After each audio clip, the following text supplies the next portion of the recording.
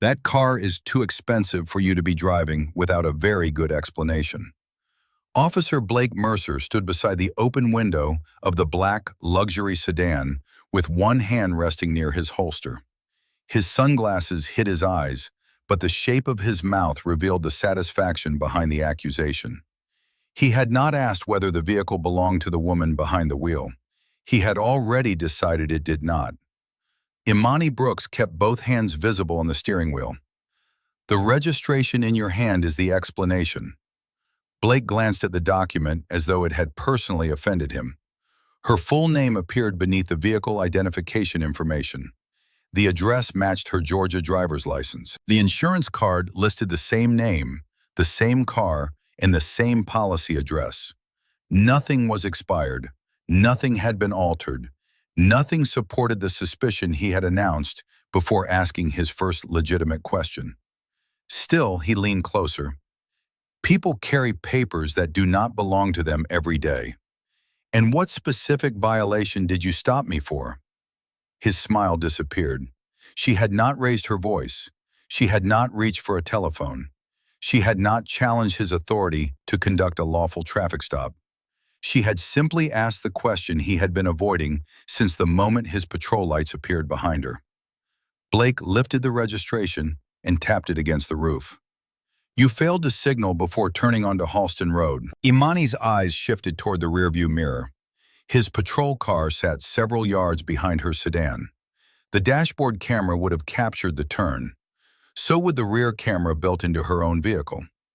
My signal was on. I am not debating what I saw. Then I would like the incident reference information. The request caused a small change in his posture.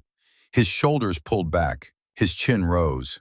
The calm woman in the expensive car was not reacting the way he expected. She was not apologizing. She was not filling the silence with nervous explanations. She was not offering a story about her income, her employer, or the person who had supposedly allowed her to borrow the vehicle. She was observing him. Before Blake could answer, the sedan's hands-free system announced an incoming call. The display showed only the words, "Executive Communications." Imani declined it. Another message appeared almost immediately. She pressed the control on the steering wheel. "Move the readiness review back 30 minutes, she said. "Do not distribute the restricted packet until I arrive." A man answered through the speakers. "Understood. Should we notify the state liaison?" "Not yet." She ended the call. Blake stared through the window. Readiness review? That is not related to this stop. Restricted packet? Neither is that. His mouth twisted into a sharper smile. You bought the car, you handle restricted government documents, and you have people moving meetings for you. That is quite a performance. Imani looked directly at him. It was a telephone call. For the first time, irritation broke through his practiced manner. He stepped away from the car and carried her documents back to his patrol unit. The pause that followed seemed quiet from the roadside, but inside the sedan, Imani heard every detail. The cooling engine clicked beneath the hood. Traffic passed in measured bursts. A delivery truck slowed as its driver looked toward the flashing blue lights. Somewhere beyond the trees, a lawnmower moved across a distant yard. She breathed in for 4 counts and released the air for 4 more. It was not fear she was controlling. It was the instinct to take command. For more than 3 decades, she had learned to assess disorder without becoming part of it. She had faced rooms where a delayed decision could leave thousands of personnel without fuel, transport, medical support, or safe passage. She had spent entire nights reviewing contingency plans while other officials argued about appearances. She understood that authority revealed itself most clearly when something went wrong. Blake Mercer did not yet know what kind of woman he had stopped. More importantly, he did not know that she had already begun documenting him in her memory. If you believe public authorities should be judged by how it treats people without special protection, take a moment to like this video and subscribe. At 7:42 a.m., Imani had left the conference hotel outside Belhaven, with enough time to reach the State Emergency Coordination Center before the opening briefing. She had chosen to drive herself rather than use the government vehicle arranged for the visit. The decision was unusual but not improper. Her security review had cleared the route, and the meeting was not publicly listed. The sedan was her own. She had purchased it after years of postponing almost every personal luxury. It was quiet, reliable, and built for long distances. The black exterior drew attention, but Imani had never considered attention a reason to deny herself something she had earned. That morning, she had stopped for fuel at a station near the highway. Blake's patrol car had been parked beside the convenience store. She noticed him before he noticed her, or at least before he made his interest obvious. Two customers near another pump had admired the car. One asked about the engine. Imani gave a brief answer, finished paying, and pulled toward the exit. As she passed the patrol car, Blake turned his head and watched her through the windshield. He followed less than a minute later. Imani signaled before turning onto Halston Road. She knew she had because the soft clicking had continued for several seconds after the turn. She remembered reaching down to cancel it manually. Blake activated his lights almost immediately. Now, inside his patrol unit, he entered her license information twice. The first return showed valid. The second return showed the same. He ran the plate separately. The vehicle was registered to Imani Brooks. No theft report, no insurance warning, no outstanding warrant, no suspended license. A routine officer would have returned the documents, issued a warning if he truly believed a signaling violation had occurred, and ended the encounter. Blake opened a different database. He searched the vehicle identification number. Again, clean. He leaned back and looked through the windshield at the woman waiting inside the sedan. Her posture had not changed. Both hands remained visible. She was not watching him with panic. She was studying the road ahead as though the stop were an inconvenient delay rather than a threat. That calm irritated him more than an argument would have. He picked up his radio. "Dispatch, confirm registered owner information." The dispatcher repeated Imani's name. "Any secondary owner?" "Negative." "Any prior theft entry, recovery notice, or title alert?" "Negative. Vehicle is clear." Blake paused before responding. "Copy." The words sounded reluctant. He left the patrol unit and returned to the sedan without her documents. "Step out of the vehicle." Imani did not move. "For what purpose?" "Because I told you to." "I understand the instruction. I am asking whether I am being detained for the alleged turn signal violation or for something else." "You are being detained while I investigate the vehicle."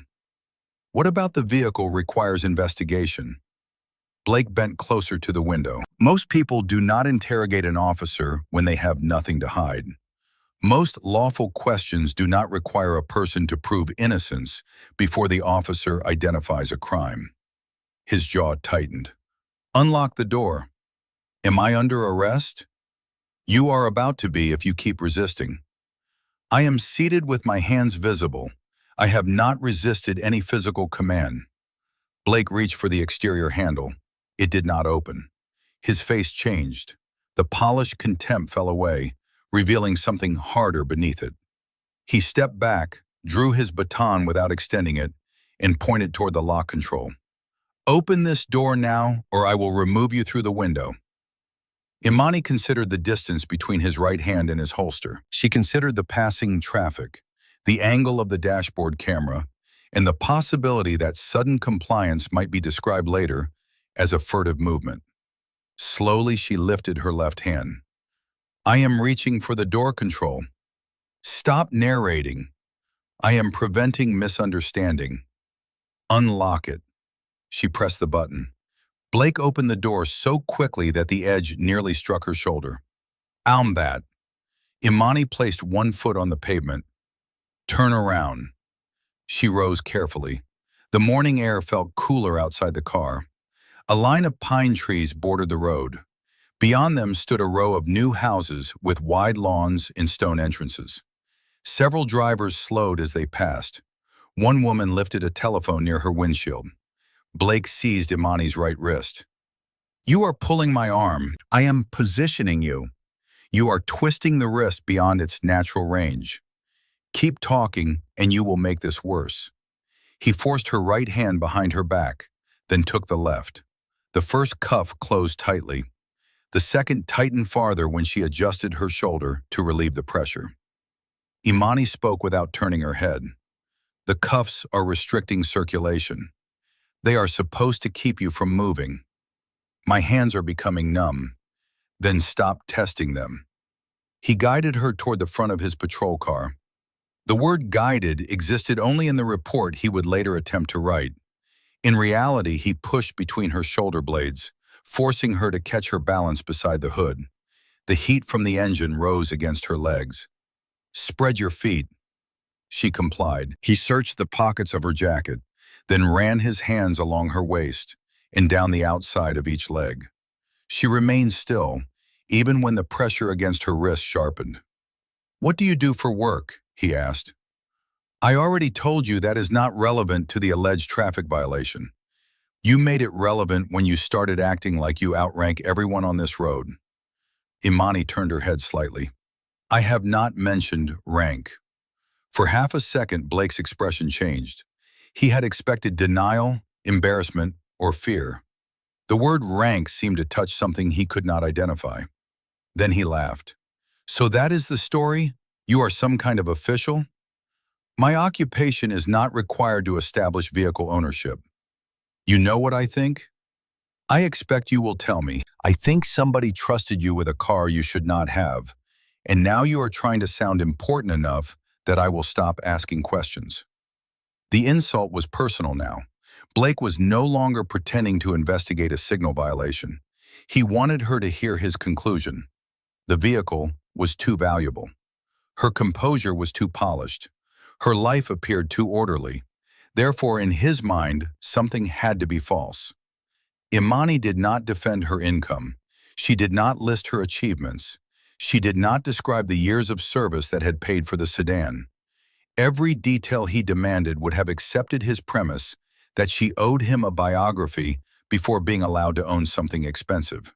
Instead, she asked, "Have the registration and insurance return valid?" Blake looked at the road. "That is not the only issue." "What is the other issue?" "Vehicle theft operations use clean documents. Do you have a theft report connected to this vehicle?" "I said I am investigating." "Based on what fact?" He stepped closer until she could feel his breath beside her ear. "Based on the fact that people who belong in cars like this do not usually work this hard to avoid simple questions." The sentence hung between them. It was the clearest statement he had made. A gray sport utility vehicle pulled onto the shoulder behind Blake's patrol car. Sergeant Amber Reeves emerged wearing a dark uniform and an expression of practiced impatience. She looked first at Imani in handcuffs, then at the sedan, then at Blake. "What do we have?" "Possible stolen vehicle with false ownership documents." Imani looked toward him. "That was not the reason given for the stop."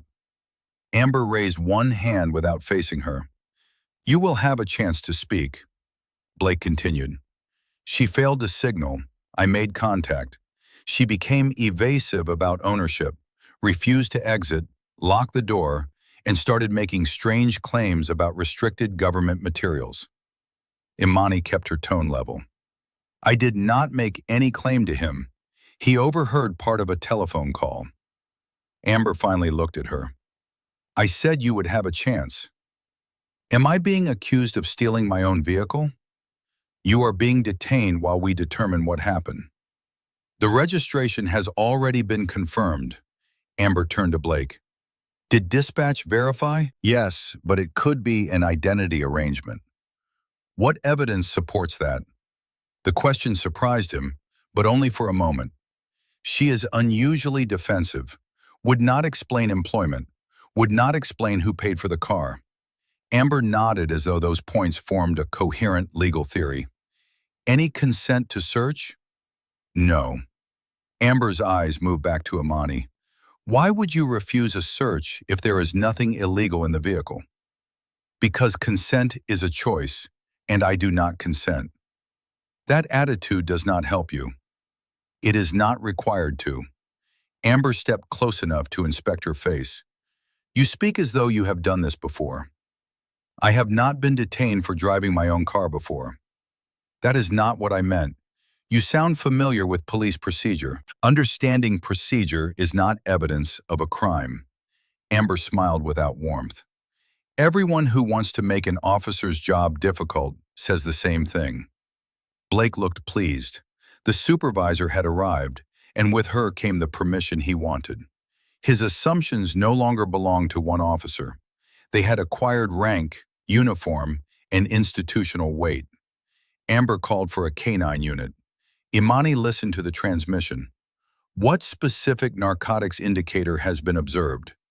Amber turned sharply. You do not control what resources I request. I ask for the basis. The basis is an active vehicle investigation. That is not a narcotics indicator. Blake gave a soft laugh. You should have answered the first question. Now we have to find out why you did not. The canine unit was estimated to be more than 20 minutes away. Amber did not release Imani. She did not loosen the cuffs. She did not examine the dashboard footage or ask dispatch to repeat the clean returns. Instead, she walked around the sedan, peering through the windows as though evidence might appear if she stared long enough. Traffic continued to pass. The woman who had raised a telephone pulled into a nearby driveway and stepped onto the sidewalk. A man in work clothes stopped several yards behind her. Soon, 3 people were recording from different angles. Blake noticed. Move back, he called. They were already well away from the officers. The woman answered, We are on the sidewalk. This is an active investigation. We are not interfering. Amber pointed toward the houses. Take another 20 feet. The group moved slowly, but the telephones remained raised.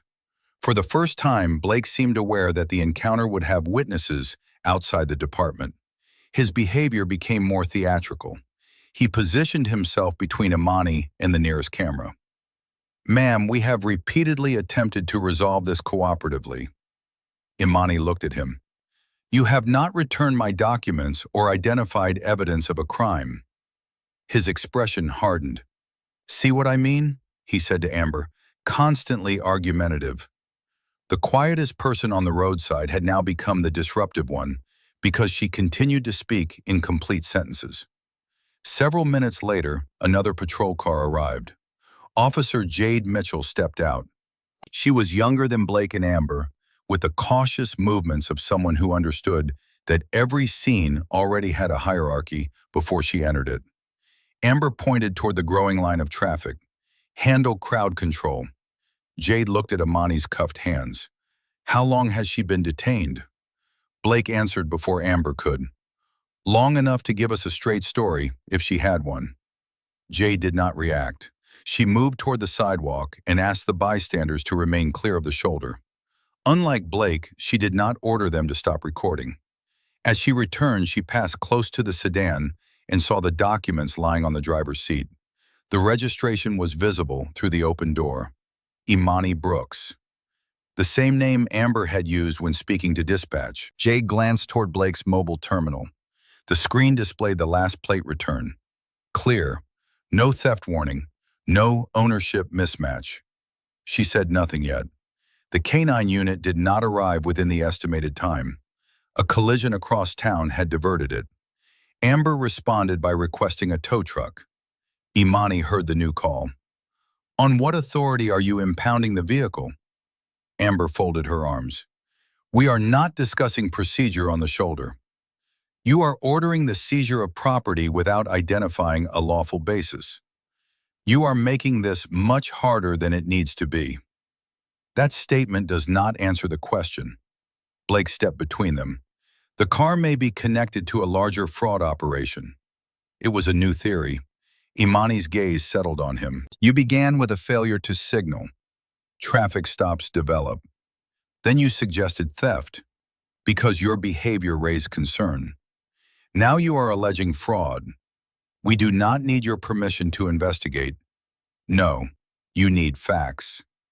The word landed harder than any shout. Blake moved toward her, but Amber lifted a hand. The cameras on the sidewalk had turned in their direction. "Put her in the back seat," Amber said. Jade looked at the patrol car. "Should we adjust the cuffs first?" Her hands appeared discolored. Blake answered, "They are fine." Imani's fingers had begun to tingle, then burn. She flexed them carefully. Jade stepped nearer. "I can check the spacing." Amber shook her head. "Do not undermine the primary officer in front of a detainee." Jade stopped. The message was not only about the cuffs, it was about obedience. Blake opened the rear door and guided Imani inside. Her shoulder struck the frame when he pushed too quickly. She lowered herself onto the hard seat, wrists trapped behind her. The door closed. For a brief moment, the roadside noise softened. The glass muted the conversations outside. The narrow compartment smelled faintly of disinfectant and old vinyl. Imani closed her eyes. Pain traveled from her wrists into her forearms. She adjusted her breathing again. In the stillness, memory brought her a different vehicle, a different road, and a much younger version of herself riding in the back of a military transport during a storm. The driver had panicked when visibility disappeared. Imani had leaned forward and told him to follow the road markers, one at a time. Not the whole route, not the destination, only the next confirmed point. That lesson returned now, one confirmed point at a time. Blake had claimed a signal violation. Dispatch had cleared the vehicle. Amber had requested a K-9 unit without stating an independent basis. The search theory had changed from theft to fraud. The cuffs had been reported as too tight. Jade had witnessed the condition of her hands. The bystanders had video. Imani opened her eyes. Outside, Blake retrieved a pair of gloves from his trunk. Amber stood beside him as they spoke beyond the reach of his body microphone, but Jade remained near enough to hear fragments. "Need something in plain view," Blake murmured. Amber replied, "Then document the totality. Expensive vehicle, inconsistent travel purpose, refusal to identify employer, restricted materials." "That enough?" "It is enough to continue." Jade looked away before either noticed her listening. The tow truck arrived before the K-9 unit.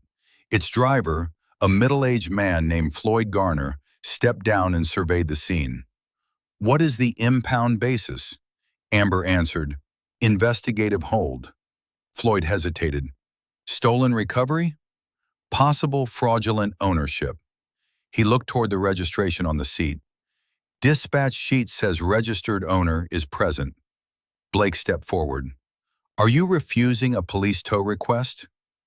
Floyd raised both hands. "I am asking what to write."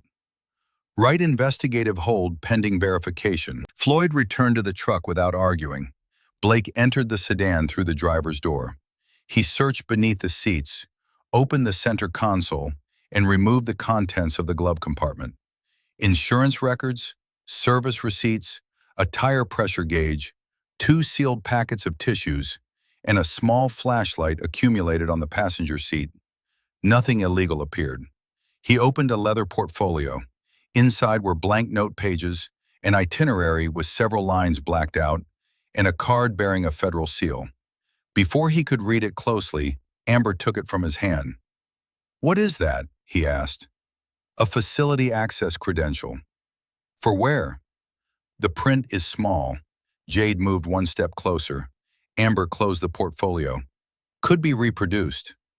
Imani watched through the patrol window. Their handling of the credential told her more than their words. Amber had recognized enough to become cautious. She had also chosen not to stop. Blake pulled the trunk release. The lid rose. Inside lay a garment bag, a small travel case, and a locked equipment container secured with a steel cable. A temporary conference packet sat beneath a folded coat. Blake unzipped the garment bag. The dark blue uniform inside was pressed with extraordinary precision. Ribbons and insignia had been removed for travel and stored separately, but the cut, fabric, and formal arrangement were unmistakably military. He held it up. "Well, look at this." Amber came closer. "Costume?" Maybe she is attending some kind of ceremony. He opened the travel case and found polished black shoes, a service cap, and a velvet box. When he lifted the lid, 3 silver stars rested against dark fabric. Jade's attention sharpened. Blake held the box toward Amber. What is this supposed to be? Amber studied the stars. Could be decorative. 3 of them. Maybe she is pretending to be a general now. He laughed and tossed the box back into the trunk. It landed on its side, 1 star slipping loose from its fitted space. From the patrol car, Imani watched the silver edge catch the sunlight. Her expression did not change. Jade looked from the uniform to Imani, then back to the stars. Those appear authentic. Blake turned. You collect military insignia? No. Then do crowd control. Jade did not move immediately. The name on the uniform bag matches the registration. Amber stepped between them. Officer Mitchell, follow the assignment you were given. Jade walked back toward the sidewalk, but doubt had taken hold. Blake continued searching. He opened the conference packet and found scheduling pages containing location codes rather than names. He unfolded a map with marked transport routes. None of it established a crime, yet he photographed each item as though quantity could replace relevance. When the canine unit finally arrived, the dogs circled the vehicle and gave no alert. Blake asked the handler to conduct a second pass. Again, nothing. The handler removed the dog's leash from the rear bumper. No indication. Amber lowered her voice. Could environmental conditions affect it? Conditions are fine. Maybe the odor is sealed. The handler looked at her. If you have a sealed container and independent cause, apply for whatever process you need. The dog did not alert. He returned to his vehicle. Another theory had collapsed. Blake seemed unwilling to accept the pattern. Every clean result became proof that Imani was more sophisticated than expected. The valid registration did not mean ownership. It meant fraud. The absence of stolen status did not mean innocence. It meant a larger operation. The failed canine search did not eliminate narcotics. It meant the material was sealed. There was no result that could release her because he had built a suspicion designed to survive facts. Amber opened the patrol car door. We are transporting you to the station. On what charge? Obstruction while we continue the investigation. Imani shifted carefully in the seat. What act constituted obstruction? You locked your door and refused to exit. I unlocked it after asking the legal basis. I then complied. You delayed the investigation. By asking a question? Amber's eyes narrowed. By treating lawful commands as optional. Imani held her gaze. Questions are not force. Amber closed the door. Jade remained near the front of the patrol car as Blake prepared to drive. Sergeant, the terminal still shows the vehicle clear. Amber spoke quietly. Lieutenant Hayes is checking an automated plate discrepancy. I do not see one. It may be in the regional system. Did dispatch report it? Amber's patience vanished. Your role is not to audit senior officers on the roadside. Jade looked toward Imani. No, Sergeant. Blake drove away at 8:31 a.m. The tow truck followed with a sedan secured behind it. During the trip, Blake spoke through the barrier. You had several chances to make this easy. Imani sat sideways to reduce pressure on her wrists. Easy for whom? You could have told me who actually owns the car. I did. You could have explained the uniform. You did not ask me before searching it. You expect me to believe those stars are yours? She looked at his reflection in the mirror. I expect you to document where you found them and how you handled them. His eyes met hers for a moment. You think documentation is going to save you? No. What then? It will establish what you did. The answer silenced him for the rest of the drive. Bellhaven Police Headquarters occupied a broad brick building behind the municipal courthouse. Its entrance displayed a polished metal seal and a row of framed photographs honoring previous chiefs. The public lobby smelled of floor cleaner and old paper. Blake drove through the secure gate and parked near processing. Lieutenant Connor Hayes was waiting. Connor wore no patrol vest. His uniform was immaculate, and his expression carried the composed impatience of a man accustomed to receiving simplified problems. He looked at Imani through the rear window before Blake opened the door. "This the vehicle case?" "Possible fraud, theft, maybe obstruction," Blake said. Connor frowned. "Maybe? We are still sorting it out." Amber arrived in a separate car and joined them. Connor lowered his voice. "What is the original stop?" "Failure to signal," Blake said. "Confirmed?" "Observed." "Video?" "Should be." Connor looked toward the tow truck entering the lot. "Alert on the plate?" Amber answered. "Regional mismatch." Jade, who had arrived behind them, heard the phrase. Connor glanced at her. "You were on scene?" "Yes, Lieutenant." "Any concerns?" The correct institutional answer was visible in the faces around her. Jade chose caution. The registration and plate returned clear on the mobile terminal. Connor did not blink. The regional recognition system can show information that a standard return does not. What kind of information? A mismatch. Between which fields? Connor's expression cooled.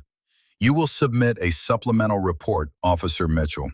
Do not speculate before you have reviewed the full incident." Jade understood the warning. Blake opened the rear door. Imani attempted to stand, but the position of her arms made balance difficult. Jade stepped forward and supported her elbow. "The cuffs need adjustment," she said. Connor inspected Imani's hands. The skin around the metal had darkened, and swelling had begun near the right wrist. "Remove them for processing," he ordered. Blake unlocked the left cuff first. When the pressure released, pain surged through Imani's hand. She moved her fingers slowly. The right cuff came away next, leaving a deep mark. Jade offered to call medical personnel. Imani answered, "Please document the condition before treatment." Connor looked at her more carefully. "You are very focused on the record." "The record appears to be the only neutral party in the building." Amber gave a short laugh. "That line probably sounds impressive in your head." Imani turned toward her. "It will sound the same on the recording." Amber glanced at Blake's body camera. The small indicator light was still active. Connor stepped forward and switched it off. "Processing area," he said.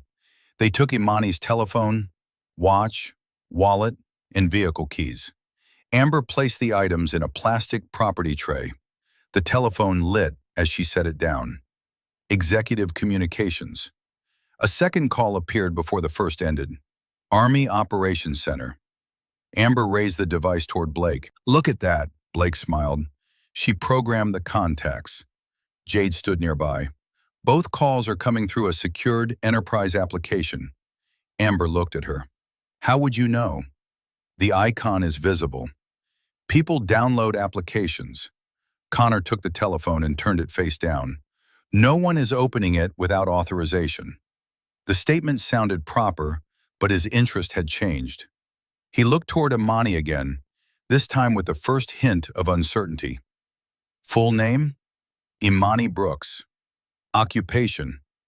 "I will provide identifying information necessary for processing. I will not assist in expanding a stop that has no stated factual basis." Connor sat across from her at a metal desk. "You are being investigated for obstruction and possible vehicle-related offenses." "Which vehicle-related offense?" "That is being determined." "An offense is usually identified before detention is extended." "Usually?" "You appear to be searching for a charge that fits the detention rather than evidence that supports a charge." Connor leaned back. "I have handled hundreds of cases." "That does not answer the question. Do you speak to everyone as though they are being examined?" "I speak carefully when other people are attempting to create a permanent record." The room fell quiet. Blake stood behind Connor with his arms folded. Amber sorted through Imani's property. Jade remained near the doorway. Connor opened a blank incident form. "Let us make this simple. You were stopped for a traffic violation. You declined to cooperate with questions concerning the vehicle. You delayed exiting. Officers developed concerns about ownership. You continued interfering with their investigation. Is any part of that inaccurate? Yes. Which part? The sequence, the characterization, and the absence of facts supporting the escalation. Blake stepped forward. She is doing it again. Connor raised one finger, silencing him. What sequence would you prefer? I was stopped after signaling. My license, insurance, and registration returned valid. Officer Mercer questioned whether I could afford the car and demanded employment information. When I declined consent to a search, he ordered me out, threatened to break the window, applied handcuffs, and continued detention despite clean records. Sergeant Reeves requested a canine unit without identifying any narcotics indicator. The dog did not alert. The search produced no contraband. The vehicle was towed anyway. Her summary was calm, chronological, and devastating. Connor's pen did not move. Blake broke the silence. She locked the door. The door was locked before the stop, Imani said. Most modern vehicles lock automatically when placed in motion. You refused to open it. I asked whether I was under arrest and what lawful basis required removal. You made me repeat myself. Connor turned to him. That is enough. The rebuke was mild, but Blake stepped back. Connor began writing. Subject displayed argumentative behavior and repeatedly challenged officer instructions. Imani watched the pen. Will you include that I complied with the physical instructions? I will include the totality. That phrase does not correct an omission. Connor looked up. You are not dictating the report. No, I am identifying the point at which it becomes inaccurate. Amber slid the property tray onto a shelf. You are determined to turn every sentence into a confrontation. Imani rubbed feeling back into her fingers. I am determined not to adopt your description of events merely because I am in your building. Connor closed the form. Place her in interview room 2. The room contained a table, 3 chairs, and a camera mounted near the ceiling. There was no exterior window. A vent moved cold air across the walls. Imani sat alone for almost 20 minutes. The quiet offered relief from Blake's needling, but it also created a different pressure. Isolation invited a person to question her own memory. Had the signal stayed on long enough? Had she moved too slowly when unlocking the door? Had any movement been misread? She resisted that erosion by reconstructing the morning in order. 7:42 a.m., departure. 7:53 a.m., fuel stop. 8:04 a.m., patrol vehicle first observed behind her. 8:06 a.m., lights activated. 8:13 a.m., documents confirmed.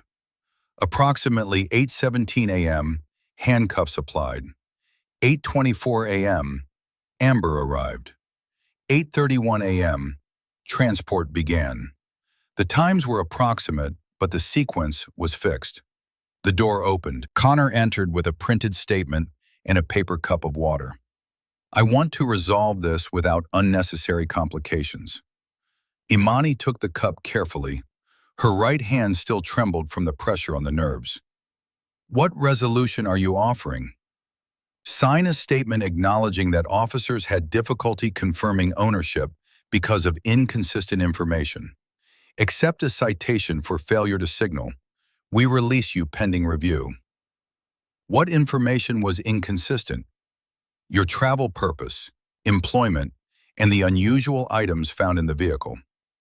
None of those facts conflict with registration. Connor placed the paper on the table. You can continue arguing, or you can leave.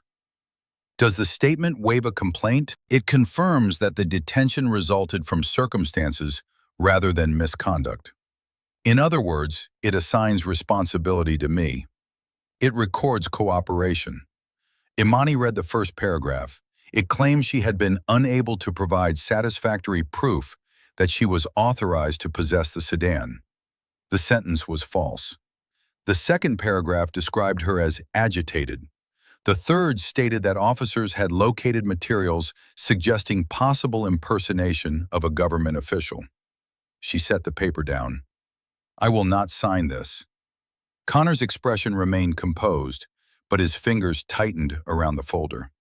The uniform and insignia require explanation. They require careful handling. Are you claiming to be entitled to those stars? I am declining to answer questions unrelated to any identified offense. Impersonating a military officer can be serious. So can manufacturing a justification after a search. Connor gathered the document. You may be here for some time. Then preserve all video. He stopped at the door. Why would it not be preserved? That is a question for the person who turned off Officer Mercer's body camera in processing. Connor's face became still. He left without responding. In the evidence office, Jade logged into the body camera management system. Blake's upload had begun automatically when his patrol car entered the secure lot. The file showed an original creation time, device identifier, and uninterrupted recording length. She copied the upload reference onto her notepad. A minute later, Connor entered. Pull Mercer's roadside file. Jade opened it. He stood behind her. Classify it as a test activation with possible device malfunction. She looked at the playback timeline. The recording appears continuous. Audio dropped during portions. I have not reviewed enough to confirm that. I am telling you the officer reported a malfunction. What type? Connor lowered his voice. Officer Mitchell, this incident may involve sensitive federal materials and an unstable detainee. We do not need incomplete footage released before facts are confirmed. Reclassification changes the retention path. That is why I gave the instruction. Jade kept her hands near the keyboard. Should I attach a supervisor note? I will handle the note. Then the change will show my credentials without your written basis. Connor stared at her. Are you refusing? No, Lieutenant. I am asking how to preserve the chain of command. The phrase slowed him. It sounded obedient while creating a record. Enter that the change was made at my direction. Jade selected the temporary category, but did not finalize it. Connor's radio sounded from the hallway. Chief Raymond Dalton was requesting an immediate briefing. I will return, Connor said. As soon as he left, Jade opened the integrity menu. She generated the original file hash, copied the upload identifier, and submitted an internal preservation alert stating that the classification was under supervisory review. The alert did not accuse anyone. It simply ensured that deletion or alteration would trigger another notice. Then she printed the transaction receipt and folded it inside her pocket notebook. Across town, Colonel Ethan Parker stood at the entrance of the State Emergency Coordination Center, looking at the empty chair reserved beside the main briefing table. Imani was never late. Not casually late, not mysteriously late, not unreachable during a scheduled readiness review involving state transportation routes, emergency fuel reserves, and military support capabilities. At 8:15 a.m., Ethan had assumed traffic. At 8:25 a.m., he had called. At 8:35 a.m., Executive Communications had attempted secure contact. By 8:45 a.m., the state liaison had asked whether the briefing should begin without her. Ethan answered, no. He checked the vehicle route through approved travel coordination. The sedan's last reported location placed it on Halston Road. A later municipal entry showed a vehicle with the same plate being towed to Belhaven Police Headquarters. Ethan stared at the screen. The liaison, Samuel Foster, approached. Is there a security concern? I do not know yet. Should we contact the department? Not until we confirm where she is. Ethan called the hotel. Imani had departed. He called the emergency communications desk. They had not heard from her. He then contacted Belhaven's administrative line and asked whether a woman named Imani Brooks had been involved in a traffic incident. The clerk placed him on hold. When she returned, her tone had changed. There is an individual with that name currently being processed. Processed for what? I cannot release case details. Is she injured? I do not have that information. Ethan looked toward Samuel. We are going there. Back at headquarters, Chief Raymond Dalton entered the watch commander's office and closed the door behind Connor, Amber, and Blake. Raymond had built his career around avoiding surprises. He believed most public scandals began not with misconduct, but with poor message control. His uniform carried more polish than wear, and framed photographs of charity events covered one wall behind his desk. "What happened?" he asked. Blake began with the signal violation. Amber added the ownership concern. Connor introduced the regional plate mismatch. Raymond held up a hand. Which system generated the mismatch? Connor hesitated only briefly. Automated recognition data. Do we have the alert? It is being located. Raymond looked at Blake. Contraband? None yet. Canine alert? No. False documents? Registration appears valid, but that may be part of the method. Raymond turned to Amber. What method? Fraudulent identity arrangement. Evidence? She would not identify her employer, had restricted-looking materials, military insignia, and an access credential. Raymond's expression shifted. What access credential? Amber handed him the leather portfolio. He opened it, studied the card, and closed it again. This does not look homemade. Blake spoke quickly. People can buy convincing reproductions. Raymond ignored him. What name is on it? Imani Brooks, Connor said. The same as the registration? Yes. The same as the license? Yes. Raymond walked to the window overlooking the secure lot. The black sedan sat beside the tow truck, its trunk still partially open. Has anyone called the issuing agency? Connor answered. Not yet. Why not? We were stabilizing the case. Raymond turned around. You do not stabilize a case by avoiding the easiest verification. Amber folded her arms. She has been combative from the beginning. Combative how? Constant questions, refusal to explain, acting as if the officers answer to her. Raymond looked from Amber to Blake. Did she threaten anyone? No. Attempt to flee? No. Provide false identification? No, but her behavior was suspicious. Raymond exhaled slowly. Where is she now? Interview room 2. And the vehicle? Investigative hold. On whose authorization? Amber's confidence weakened. Mine. Raymond walked behind his desk. If this credential is genuine, we may have a federal employee detained over a valid vehicle registration. Blake objected. She could still be impersonating someone. Raymond's gaze fixed on him. Then I suggest you find evidence before the person she may be impersonating calls this building. A knock came at the door. The desk clerk entered. Chief, 2 officials are on the way. One identified himself as Colonel Ethan Parker. The other is Samuel Foster from the State Emergency Management Office. No one spoke. Raymond looked down at the credential again. When? They are at the gate now. Connor's face lost color. Blake glanced toward Amber, but her expression offered no reassurance. In interview room 2, Imani heard footsteps gathering in the corridor. The movement was different from routine processing. Doors opened, radios quieted. Someone ordered the front entrance cleared. She placed both hands flat on the table. The swelling had begun to fade, though a dark line remained around each wrist. Through the narrow observation window, she saw Connor hurry past, followed by Raymond. Amber moved behind them. Blake stood farther back, no longer smiling. Jade approached the interview room and opened the door. Are you all right? I will require medical documentation, but I am stable. Jade nodded. There are people here asking for you. Who? Before Jade could answer, the secure corridor door opened. A tall man in a dark suit entered beside a state official carrying a leather briefing folder. Neither wore a police uniform. Both moved with the controlled urgency of people who had already confirmed that something serious had happened. Ethan Parker saw Imani through the open doorway.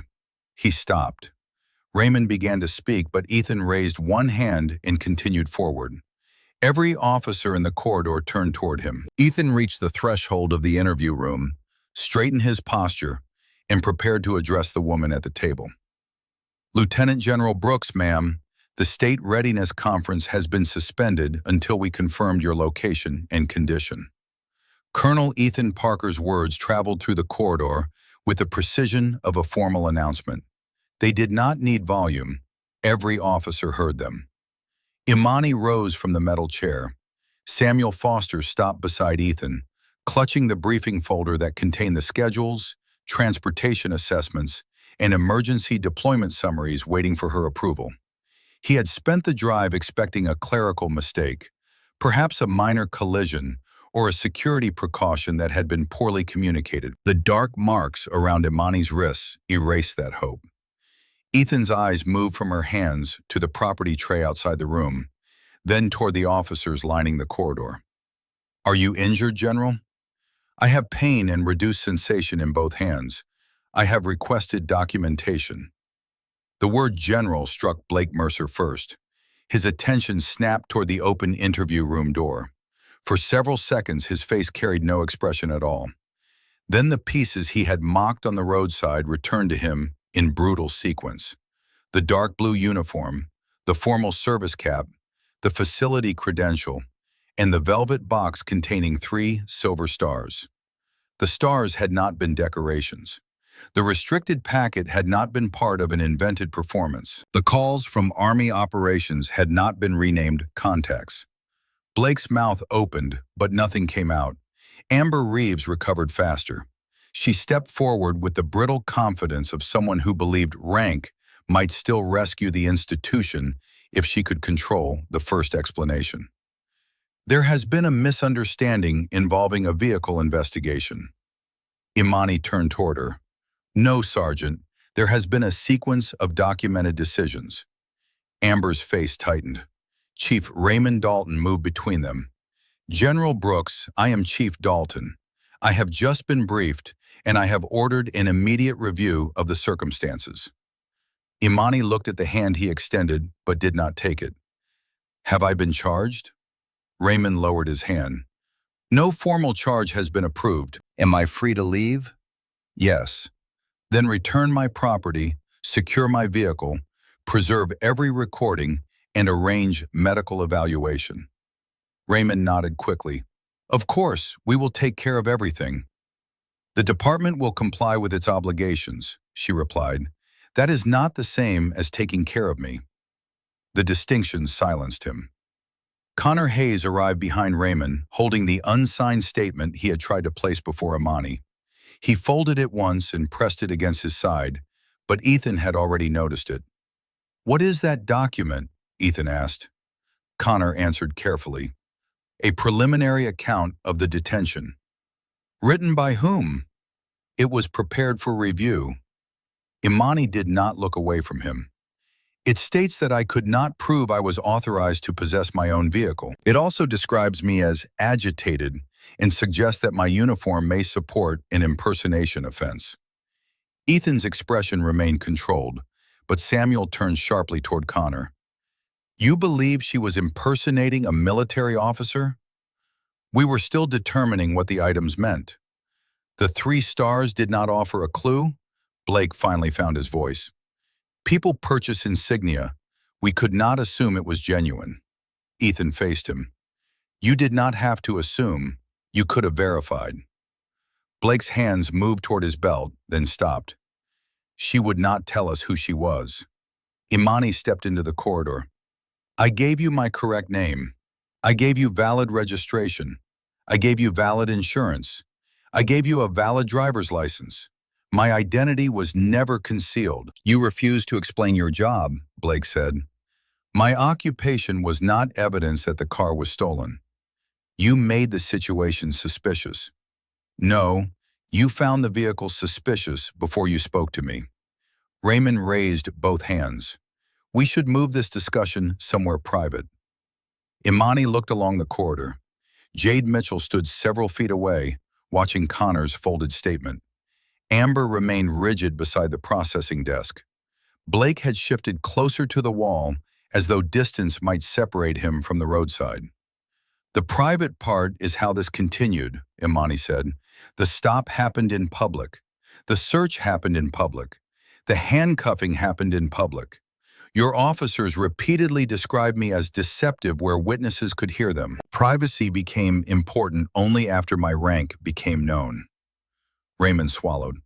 We need to make certain we understand the full record before anyone reaches conclusions. That would have been an excellent standard at the roadside. Ethan stepped beside Imani. General, transportation is ready. We can arrange medical care through the conference team. She shook her head. No, the department will record the injuries before I leave. Officer Mitchell requested that the cuffs be adjusted. Her request was denied. That belongs in the incident file. Jade looked toward Amber. The sergeant's eyes warned her to remain silent. Imani noticed. Officer Mitchell, did you observe the condition of my hands when I arrived? Jade hesitated.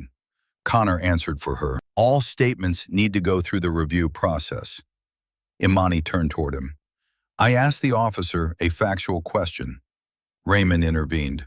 Officer Mitchell may answer. Jade drew a slow breath. Yes, General. There was discoloration around both wrists. The right side appeared swollen. Did you suggest an adjustment at the scene? Yes. And after arrival? Yes. Thank you. Amber crossed her arms. The cuffs were checked. She was moving her hands and testing them throughout transport. Imani looked down at the dark impressions encircling her wrists. Your camera will show whether that is true. The mention of the camera drew Connor's attention toward Jade. The movement was brief, but she saw it. A department medic entered carrying a small case. He examined Imani's wrists at the processing desk, while Ethan, Samuel, and Raymond stood nearby. He recorded reduced sensation in 2 fingers of the right hand, tenderness along the left wrist, and visible pressure marks on both sides. He recommended further evaluation if the numbness continued. Imani asked for a copy of the report. Raymond promised it would be provided. She corrected him. Have it printed before I leave. While the medic finished, Jade stepped toward Raymond. Chief, the roadside video has been uploaded. Connor turned. We are handling evidence review.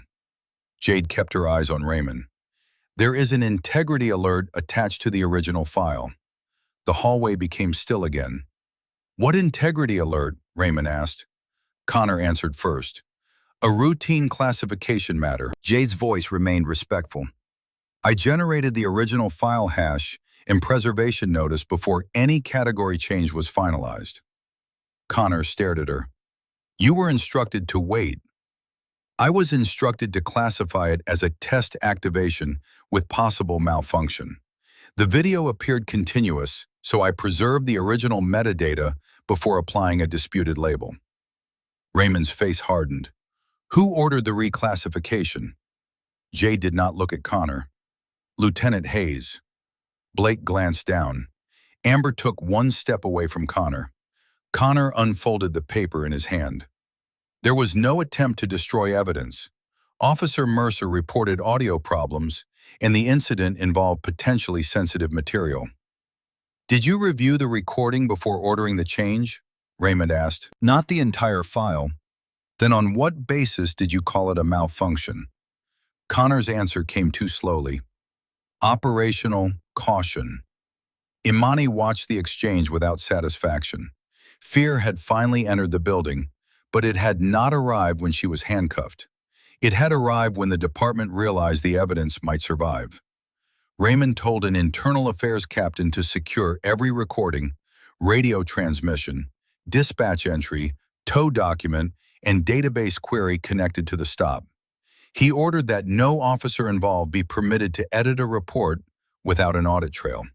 Then he turned toward Imani. I am placing Officer Mercer and Lieutenant Hayes on administrative leave effective immediately. Amber's expression changed. What about me? You will have no supervisory field duties pending review. That is unnecessary. I arrived after the stop. You approved the search, the canine request, and the tow.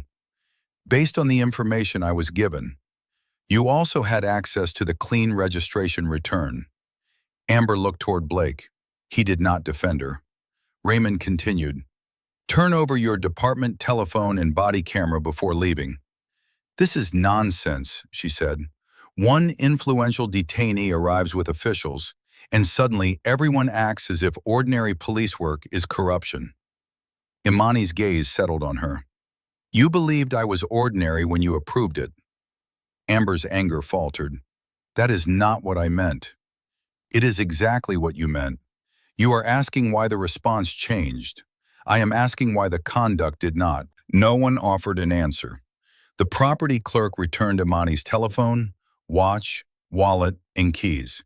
Ethan examined the telephone for damage, but did not open it. Samuel confirmed that the sedan remained in the secure lot.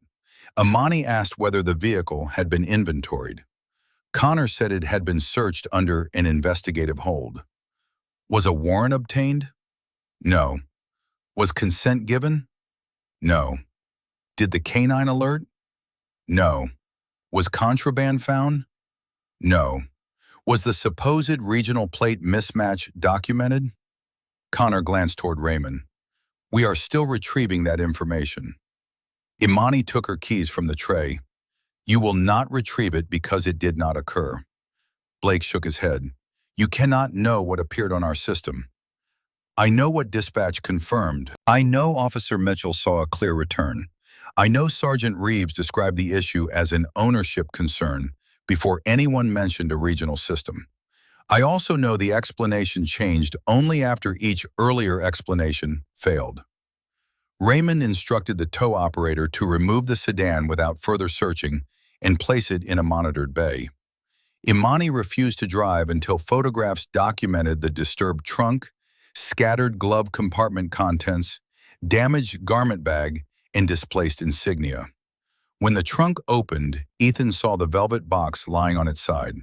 He reached toward it, then stopped. "May I?" Imani nodded. He lifted the loose silver star and returned it to its fitted position. The gesture was careful and quiet. Around them, officers watched with expressions that ranged from embarrassment to dread. Blake stood near the garage entrance. "I did not damage anything." Ethan closed the box. "You treated what you did not understand as something unworthy of care." Blake's face reddened. "I was doing my job." Imani looked at him across the vehicle. "Your job gave you authority to investigate facts. It did not give you permission to replace facts with suspicion." He looked toward Raymond. "Chief, I want representation before any more questions." "That is your right," Raymond said. The answer reached a maybe with bitter clarity. Blake's rights had become immediate, structured, and respected the moment he faced consequences. No one accused him of being difficult for invoking them. No one suggested that an innocent person would cooperate without counsel. She did not object to his protection. She simply remembered how differently he had treated hers. By late morning, Imani had been evaluated at a medical clinic. The numbness was expected to improve, though the physician recommended follow-up if it persisted. Photographs were taken under consistent lighting. The injury report was signed and time-stamped. The readiness conference resumed without its planned opening session. Imani declined to appear that day. She returned to the hotel where Ethan placed the repaired velvet box on a desk beside the garment bag. For the first time since the stop, she was alone. The room was silent except for the air conditioning unit. Her telephone displayed dozens of messages from military staff, state officials, and legal personnel. None of them mattered for several minutes. She sat near the window and looked at her hands. The physical pain was manageable. What remained beneath it was harder to name. Anger would have been simple. Humiliation came closer, but even that was incomplete. The roadside encounter had attempted to separate her from her own reality. Her car could not be hers. Her documents could not be trusted. Her calm was treated as deception. Her questions became obstruction. Her uniform became a costume. Each fact she offered had been pushed aside and replaced by whatever explanation preserved Blake's first assumption. Burr rank had ended the detention. That troubled her more than the detention itself. Had Ethan not arrived, Connor might have kept her there until she signed the false statement, or until the department found a charge broad enough to justify its decisions. Had she been a nurse, an accountant, a school principal, or a woman returning from a night shift, the recording might have been reclassified and the complaint dismissed as a disagreement about tone. The next morning, Imani met Keisha Bennett in a private conference room at the hotel. Keisha was a civil rights attorney with a reputation for rejecting dramatic claims that could not survive evidence review. She read every available document before asking Imani to describe the roadside encounter. When the account ended, Keisha closed her notebook. "The department will try to make this story about your rank. They already have. They will say the officers encountered unusual circumstances and failed to verify quickly enough. They will call it embarrassing, not unlawful." The initial stop was unsupported. "We need the dashboard footage." Officer Mitchell preserved it. "That may be the most important decision anyone made yesterday." Keisha leaned back. "There is another risk. Public attention will focus on the fact that they detained a 3-star general. That is understandable, but legally and morally, it is the wrong center." Imani nodded. "My rank did not make the stop unconstitutional." "Exactly. It made the department react. Our task is to show what would have happened if they had not been forced to react." Within 2 days, Keisha sent preservation demands to the city, the police department, the tow contractor, the K-9 unit, the regional dispatch center, and the operator of the automated plate recognition system. She requested the original roadside video, the audit logs, all database returns, body camera files, internal messages, policy manuals, complaint histories, and disciplinary records. The city attorney responded that the requests were overly broad. Keisha narrowed nothing. Meanwhile, Chief Raymond held a press conference outside headquarters. He described the incident as a concerning breakdown in communication and praised the department for beginning an immediate internal review. He did not mention the attempted evidence reclassification. He did not mention the false statement Connor had prepared. He did not say that the registration had returned clean before Imani was handcuffed. When a reporter asked whether racial bias played a role, Raymond answered that it would be irresponsible to speculate before the review was complete. Imani watched the conference from her hotel room. Ethan stood near the television. "He is building distance. He is building containment," she said. Raymond announced that Blake and Connor remained on paid leave. Amber had been reassigned to administrative duties. He said no conclusions should be drawn from those measures. The words were polished, but the department's internal messages told a different story. Officers were instructed not to discuss the stop. Supervisors were reminded that unauthorized release of information could result in discipline. Several employees began privately deleting informal messages, unaware that Keisha's preservation notices had already reached the city. Jade received no formal accusation. Instead, her schedule changed. She was moved from day patrol to rotating overnight assignments. Training requests that had been tentatively approved were returned for additional review. A supervisor began documenting minor errors that had previously been corrected verbally. The retaliation was subtle enough to deny and clear enough to understand. She contacted Keisha. Their first meeting took place in a small office above a pharmacy in another county. Jade arrived without uniform and kept checking the street through the blinds. "I am not asking for protection from consequences," she said. "I only want the original evidence to remain original." Keisha placed a recorder on the table after receiving permission. "Tell me what Lieutenant Hayes ordered." Jade described the reclassification instruction, the intact video, the planetary alert, and the internal pressure that followed. She also brought a copy of the system receipt showing the original file hash. Keisha studied it. "This does not prove every allegation, but it makes silent alteration much more difficult." "There is more." Jade produced handwritten notes from the roadside. They included dispatch times, the clear plate return, the failed canine search, the tow request, and Amber's statement that Connor was checking a regional mismatch. Why did you write these? Because the reasons kept changing. Keisha looked at her. That was the correct instinct. The evidence arrived in uneven pieces over the following weeks. The dashboard video showed Imani's turn signal blinking before she entered Halston Road. The audio captured Blake speaking to himself moments before activating his lights. Let us see who really owns that thing. The sentence destroyed the city's claim that the stop began as a neutral observation of a traffic violation. The body camera footage was worse. It preserved Blake's demand for an explanation of how Imani could afford the car. It recorded Amber asking why an innocent person would refuse a search. It captured Imani's repeated statements that the cuffs were too tight and Jade's request to adjust them. It also documented the changing theories: signaling, theft, fraud, narcotics, obstruction, and impersonation. The plate recognition vendor produced its audit log under subpoena. No alert had been generated. Connor had accessed the system after Imani arrived at headquarters.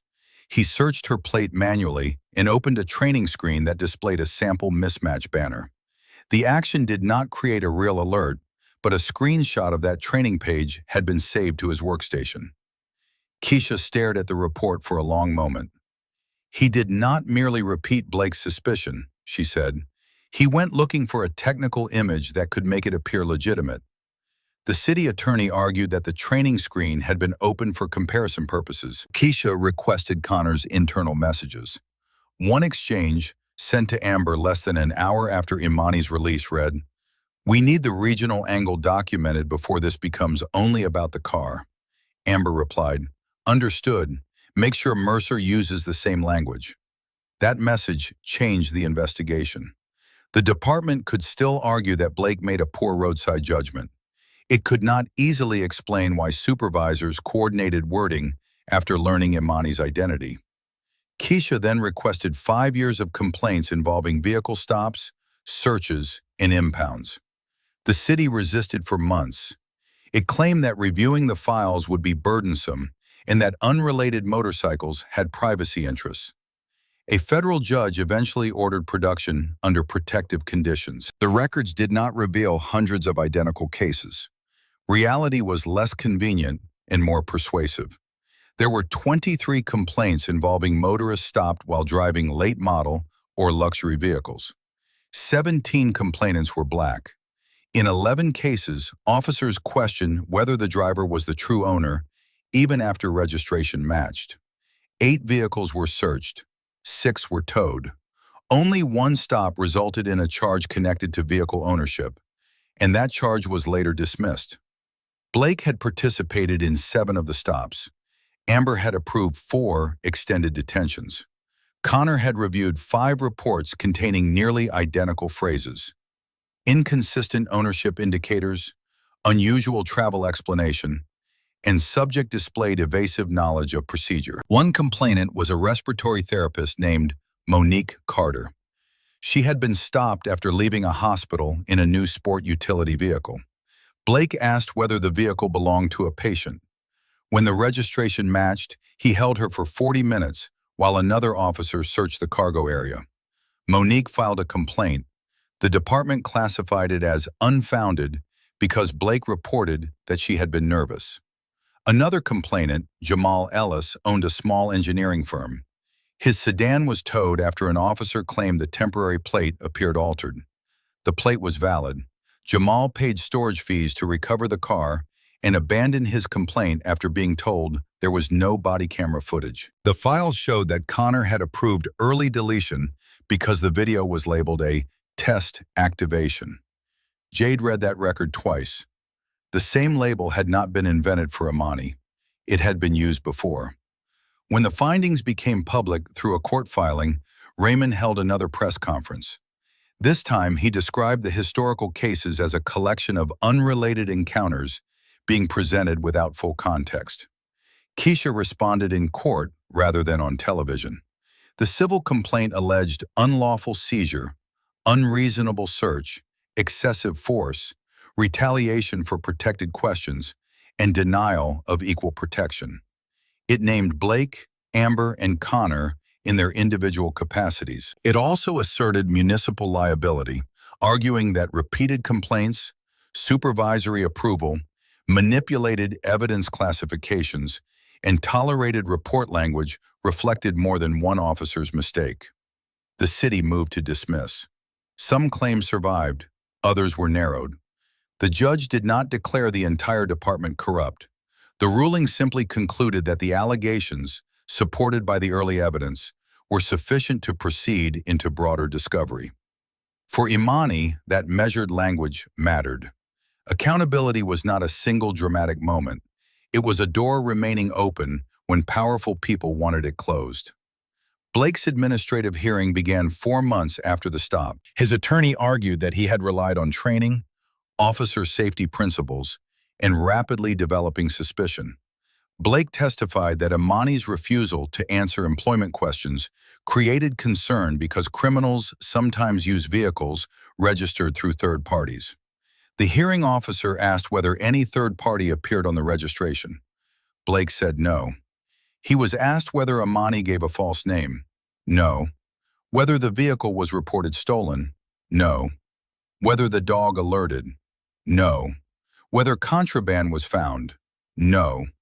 Whether the turn signal appeared on the dashboard video. Blake paused. Yes. His attorney attempted to redirect the focus toward Imani's tone. The hearing officer replied that tone did not create a stolen vehicle. Blake was terminated for dishonesty, unreasonable detention, improper search, failure to follow body camera policy, and conduct undermining public trust. He appealed the decision. Connor's case moved more slowly. He denied intending to fabricate evidence and claimed the training screen was open to understand what Blake might have seen. The message directing Amber to use the same language weakened that defense, as did the attempt to classify the video under a malfunction category. He was charged internally with dishonesty, interference with evidence management, and directing inaccurate reporting. The city allowed him to resign before the final termination hearing, preserving certain benefits while his certification remained under review. Keisha called the arrangement predictable. Imani called it unfinished. Amber received a lengthy suspension and lost supervisory rank. She was not fired. The department concluded that she had relied too heavily on Blake's statements, but lacked proof that she initiated the false plate theory. Monique Carter attended the public meeting where the discipline was announced. She heard the clean return, Monique told Keisha afterward. She heard it in my case too. That distinction became part of the ongoing civil litigation. The Georgia Peace Officer Standards and Training Council opened separate certification proceedings involving Blake and Connor. Those proceedings did not move quickly. Notices were filed, responses requested, and hearing dates postponed. Employment consequences came first. Professional certification remained unresolved. Federal investigators interviewed Jade, Monique, Jamal, Imani, and several department employees. Prosecutors reviewed whether the conduct met the demanding requirement for a criminal civil rights case, including proof that any deprivation had been willful rather than merely reckless or incompetent. No immediate indictment followed. Reporters treated the silence as a loss of momentum. Keisha did not. A criminal case is not the only measure, she told Imani. The evidence is now preserved in multiple systems. The city cannot return it to obscurity. The Department of Justice also requested information regarding the department's stop and search practices. The request did not mean a formal pattern or practice action had begun. It meant the broader record had attracted federal attention. Raymond remained chief. That result frustrated many viewers who expected a single revelation to remove every person connected to the misconduct. Raymond had not ordered the original stop. He had acted to preserve evidence after learning who Imani was, though only after Jade had already protected the file. His public statements minimized the pattern, but the city council declined to remove him while litigation remained active. His authority weakened in smaller ways. The department adopted automatic retention for all vehicle search footage. Supervisors could no longer reclassify recordings without a second approval.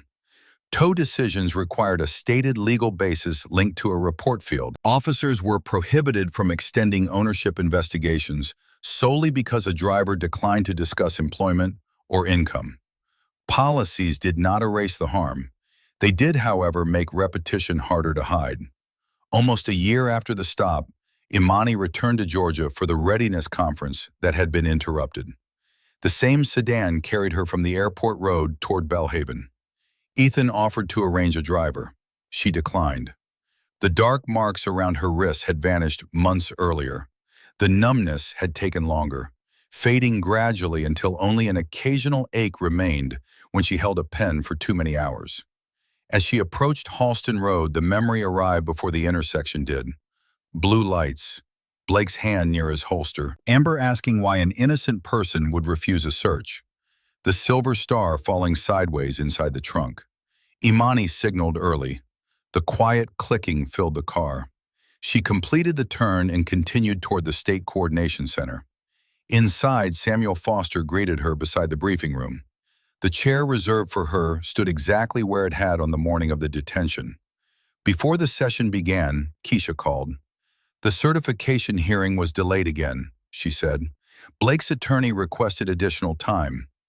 Imani looked through the glass wall at officials arranging folders around the table.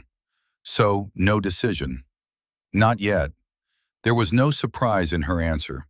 Keisha continued. "I received another message this morning. A woman from 2 counties away saw the released footage. She recognized Blake's voice." "From what?"